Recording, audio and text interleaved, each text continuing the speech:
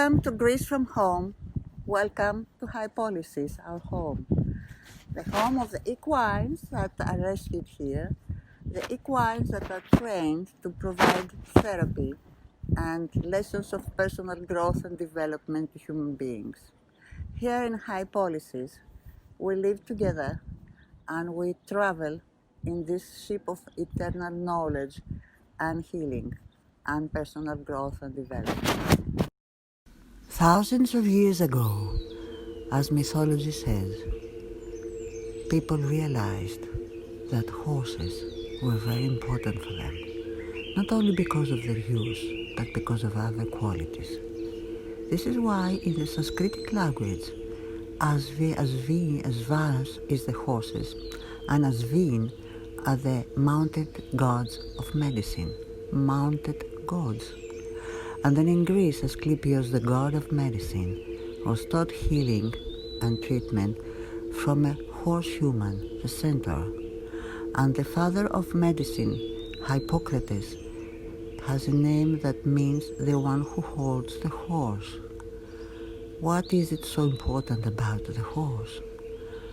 Plato says that the body is a chariot, the mind is the charioteer, and in front of the chariot there are two horses that are driving it with their vital force. One is the instincts and the other is the emotions. The charioteer and the horses have to be in harmony and balance in order for the chariot, the body, to be in good state. But the mind, many times, is full with a lot of garbage, a lot of informations that are false. So the mind many times chooses the wrong way to drive the horses, and then the horses react. And when the horses react, the mind can either submit or can abuse them and submit them. If the mind submits to the horses, then the chariot will run unbridled, and the horses may choose different ways, and we have illness or even accidents and disaster. But if the mind submits the horses and abuses them, then the vital force is lost, the vital force of life. Then the emotional intelligence is lost, the intuition is lost. It's all about harmony and balance. It's all about harmony between the charioteer and the horses. But always the horses are in front of the chariot, and they're always stronger than the charioteer. And what ancient Greeks used to say about horses, children of Poseidon, Neptune, the god of the oceans, teaches us that maybe they were resembling the horse with the unconscious of the human being. The horse was there as an archetype of our unconscious.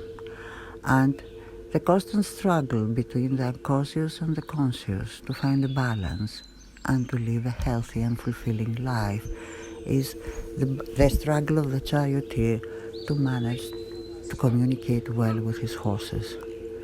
So now, we either have unbridled chariots or we have submissive horses that are not in harmony and cannot fulfill their full life of happiness. And it's difficult, it's very difficult to communicate with our unconscious horses. And when the actual horse comes along, it can communicate with the horses of our unconscious. And without even the mind understanding what is going on, the communication between the horses may resolve issues that are there for a long, long time, traumas, or even conflicting emotions.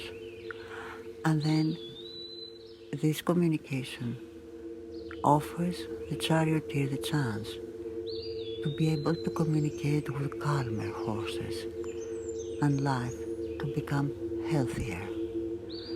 In High Policies, we train the equines to look deeply into the conscience of the human beings and to help them resolve the unresolved issues.